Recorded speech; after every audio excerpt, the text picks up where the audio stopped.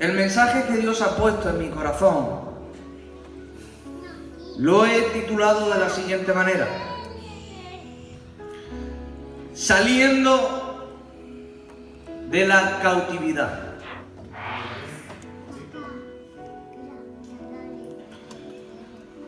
Y empezamos el texto, o empezamos la introducción con el texto que se encuentra en Romanos 7, del 19 hasta el 24. Romanos 7, del 19 hasta el 24. Dice así el apóstol Pablo en la carta dirigida a los romanos. Dice: porque no hago el bien que quiero, sino el mal que no quiero, eso hago. Y si hago lo que no quiero, ya no lo hago yo, sino el pecado que mora en mí. Así que queriendo yo hacer el bien, hallo esta ley, que el mal está en mí. Porque según el hombre interior me deleito en la ley de Dios, pero veo otra ley en mis miembros que se revela contra la ley de mi mente y que me lleva cautivo a la ley del pecado que está en mis miembros. Y exclama así el apóstol, dice: miserable de mí, ¿quién me librará de este cuerpo de muerte? Rogaría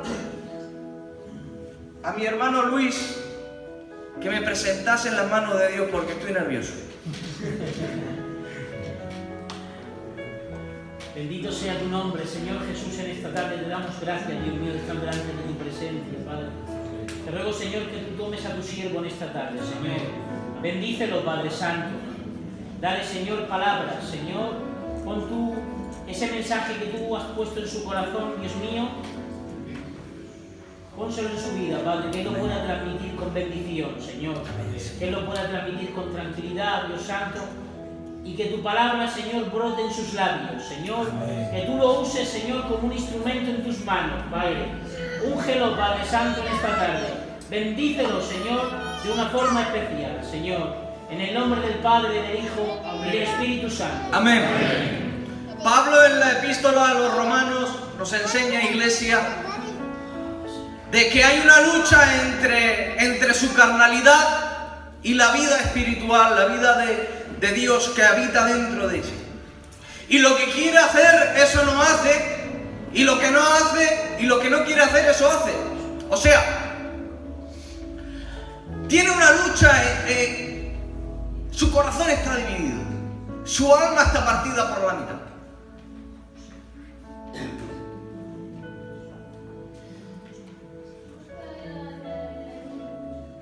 Dice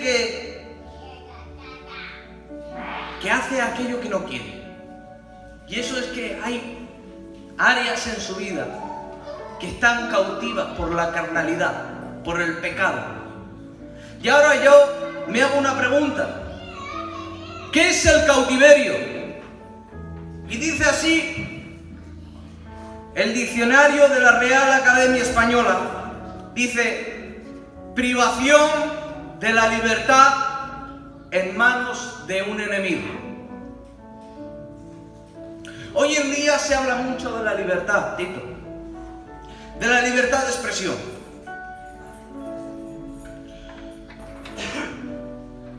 Hoy lo vemos con esto de Cataluña. Hace poco también vemos que las mujeres, había el Día Internacional de las Mujeres, que querían tener también sus derechos. Y gloria a Dios por aquello. El mundo entero quiere tener libertad. Libertad para poder expresar sus sentimientos. Libertad para poder hacer lo que bien le parezca a uno.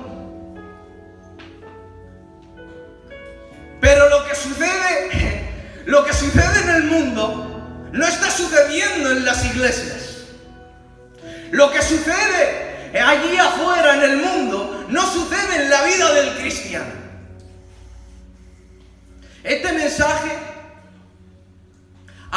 mismo porque ha sido una experiencia que yo he vivido a lo largo de mi vida.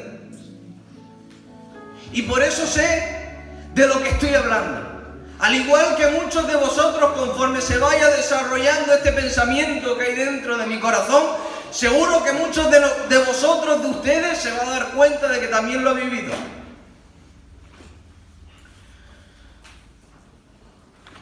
Sígueme, por favor. Vemos en la historia de Israel, cuando sucede el rey David, sucede que muere y le deja el reino a su hijo Salomón. Cuando su hijo Salomón coge el reino de Israel, verdaderamente no hubo rey como Salomón. Pero al pasar del tiempo, dice la palabra de Dios que empieza a inclinarse a los ídolos y empieza a introducir en Israel nada más y nada menos que a los ídolos, y empieza a edificar altares de otros ídolos que no son a Jehová. De esta manera, así se mancha el reinado de Salomón. Después de que Salomón muere, sucede que sus generales empiezan a dividirse y no quieren que el hijo de Salomón reine. Y se divide Israel entre el sur y el norte. Solamente en el sur queda Judea y queda Benjamín.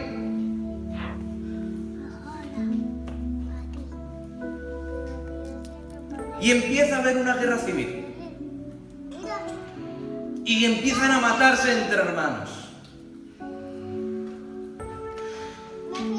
En el año 722 a.C., la parte norte de la casa de Israel es atacada por los asirios. 136 años después, la casa sur de Israel, que es Judea, es atacada por los babilonios, así quedando prácticamente la nación de Israel desolada.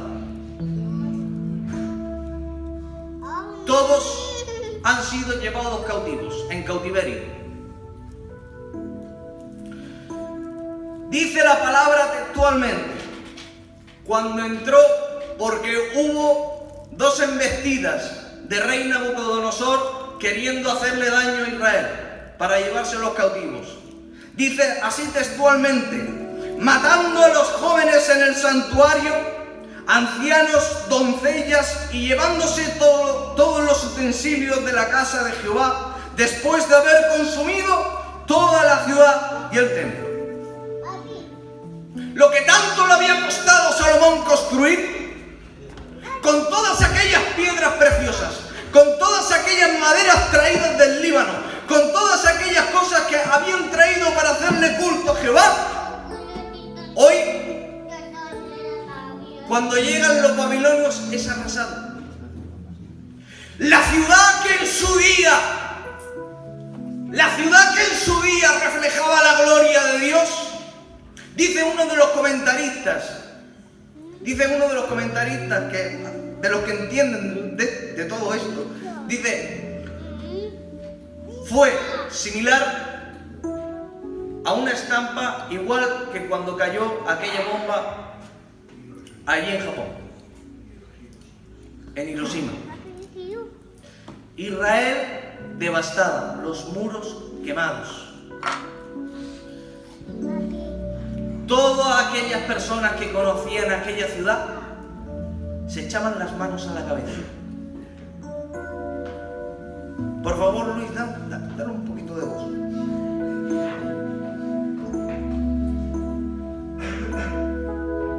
Tanto que Jeremías tiene que escribir un libro, el libro de las lamentaciones de Jeremías. Dice así, ¿cómo ha quedado sola la ciudad populosa? La grande entre las naciones se ha vuelto viuda. La señora de provincias ha sido hecha tributaria. Amargamente llora en la noche y sus mejillas están en sus mejillas, y sus lágrimas están en sus mejillas. Bajo el peso de las cadenas, la gente de Judá salió prisionera. Israel con toda la pena que llevaba en su corazón, fue arrancada de sus casas. Fue arrancada de su hogar y fue llevada a tierra de extraños.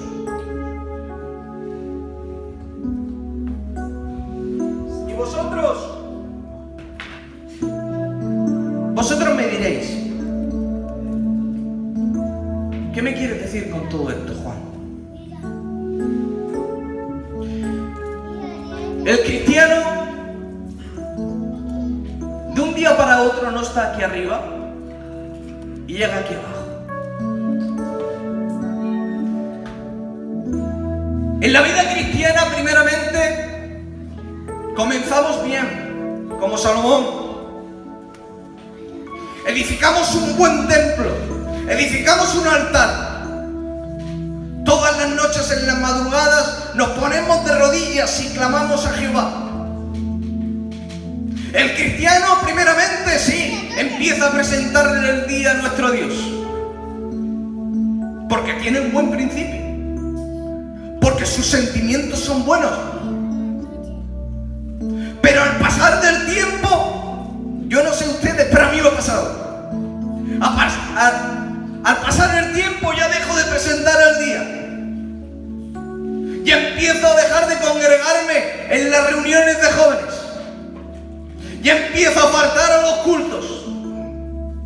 Si me tengo que pelear con mi hermano José, me peleo. Si me tengo que discutir con mi hermano Jonathan, me discuto. Y ya empiezo a haber una guerra civil. Porque he empezado a cerrarle puertas a nuestro Dios y he empezado a abrirle puertas al enemigo. Y he empezado a dejar que los ídolos empiecen a entrar en mi vida. Primeramente, empiezo a juntarme con personas que no son de mi bien. Segundamente, empiezo a probar cosas que no son de un cristiano. Y empiezan a entrar en mi corazón sentimientos que Dios no los quiere.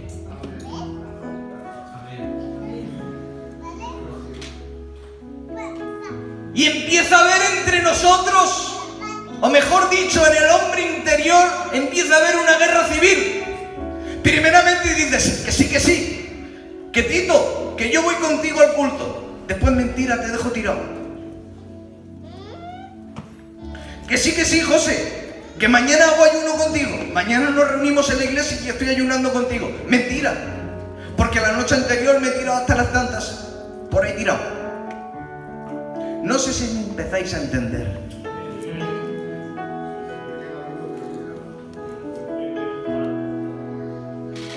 Claro, después vienen los asirios a nuestra vida. Cuando llegan los asirios a nuestra vida, ya cuando nos queremos dar cuenta, la mitad de nuestra vida cristiana ha sido ya arrasada. La mitad de las cosas que hacíamos antes ya no las hacemos. Porque han sido llevados cautivas bajo un enemigo.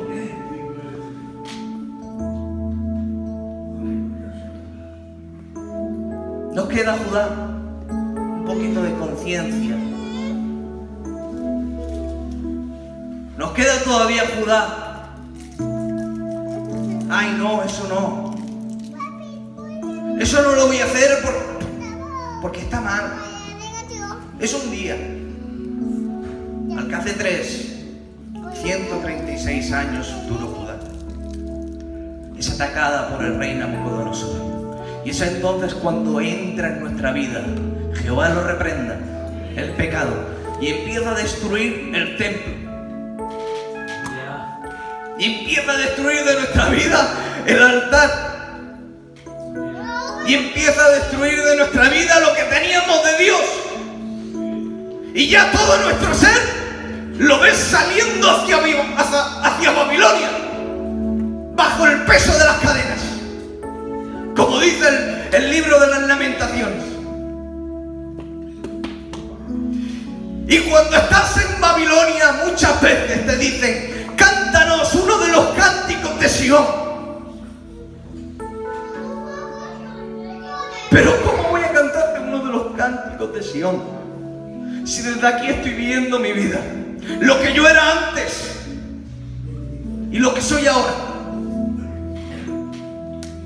Por ponerte un ejemplo, si yo antes predicaba la palabra de Dios, ¿qué me pasó a mí? Si yo antes predicaba la palabra de Dios, ¿cómo te voy a hablar de un Dios que vive si yo estoy muerto? ¿Cómo te voy a predicar de un Dios que vive si mi vida está derrotada? Si toda mi vida ha sido llevada cautiva a Babilonia. Pero ay, Señor, dice la palabra de Dios que se levanta Nehemías, copero del rey. Se levanta Nehemías. ¿Sabes que el copero tenía una relación muy especial con el rey?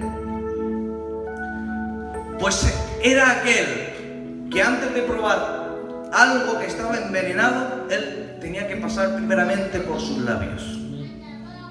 Y ponía su vida en riesgo por el rey. Por eso el rey tenía tanta confianza con el copero. Y una de las veces le dice: Nehemías, ¿por qué estás triste? Señor rey, pues no estás viendo que mi pueblo, mira mi ciudad cómo está, arrasada. Déjame por favor reedificar por favor otra vez los muros de Jerusalén. Ese fue su primer oficio. Vemos el segundo, empieza a coger las piedras y empieza a coger los muros y empieza a reedificarlos. Y todas las puertas que habían sido quemadas, empieza a volver a ponerlas en su lugar. Ese es su segundo oficio. Pero también vemos que al terminar de reedificar todo Jerusalén, se queda como gobernador de Jerusalén.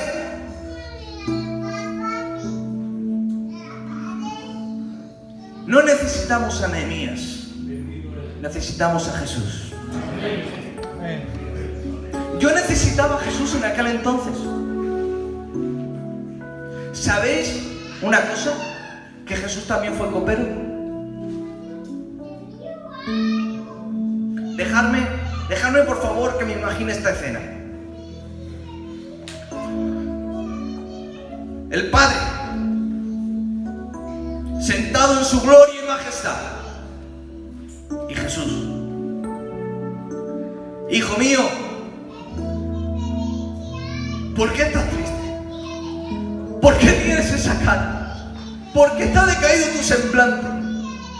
Pues no estás viendo a mi pueblo que se está perdiendo. ¿No estás viendo a la humanidad que se ha perdido? Si es así, hijo mío, yo te envío al mundo. ¿Sabéis que Jesús fue copero? Tuvo que tomar la copa más amarga que cualquier copero de toda la historia de la humanidad.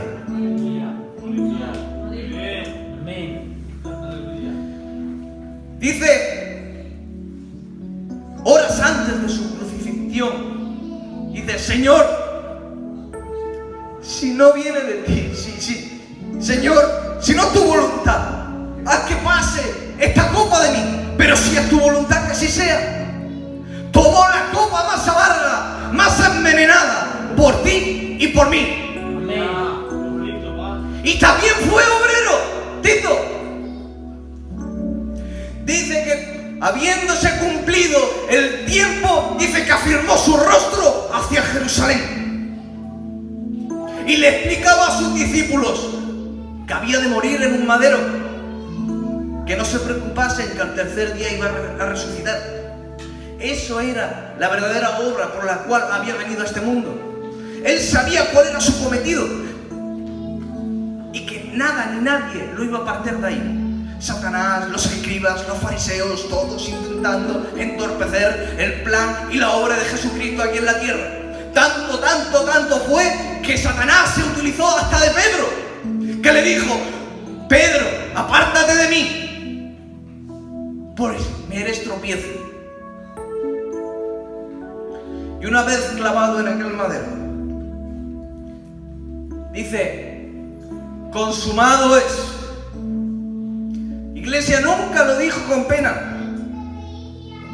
No lo dijo con pena, aun con todo su dolor, porque sufría igual que ustedes y como yo. No lo dijo con pena. ¿Sabéis que esa frase, y con perdón de la palabra, sabéis que esa frase también la decían las parteras cuando una mujer daba luz? Una partera, al ver al niño nacer, decía: consumado es, y lo dejaba en las manos de la madre. Y no lo decía con pena, lo decía con alegría: consumado es, ya se ha acabado todo. De la misma manera dijo Jesús al Padre: Padre, consumado es. Aquí tienes a tu iglesia, aquí tienes a Ciudad Jardín, aquí tienes tu obra en Alicante. Bendito sea tu nombre, Dios mío. Aleluya. Pero si es que después ves arriba, y es que el título de gobernador se le queda pequeño. Ves arriba en la cruz y pone Rey de los Judíos. Señoras y señores, aquel que fue en su día un copero, aquel que un día fue un obrero, ese también es el Rey de Reyes y Señor de Señores.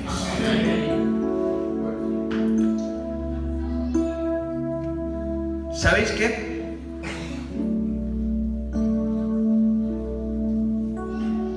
Mi vida también en su día fue como Jerusalén. Entraron los babilonios, entraron los asirios, hicieron un destrozo en mi vida, Rubén, hicieron un destrozo. Pero vino Jesús a mi vida. Dice,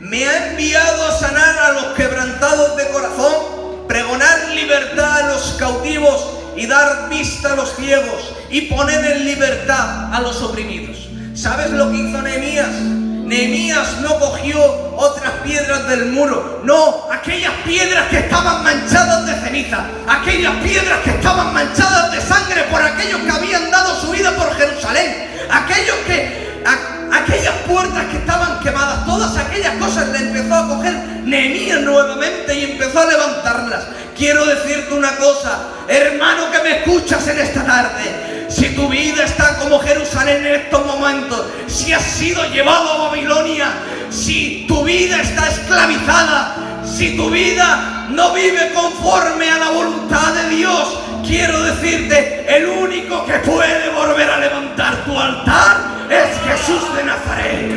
El único que puede volver a levantar tu vida es el Espíritu Santo. El único que puede perdonar los pecados y limpiarlos es la sangre de Jesucristo. Bendito sea el nombre de nuestro Dios. Bueno, este era el mensaje que Dios había puesto en mi corazón para todos ustedes. Espero que lo hayáis entendido, que os haya hecho bien. Que Dios os bendiga.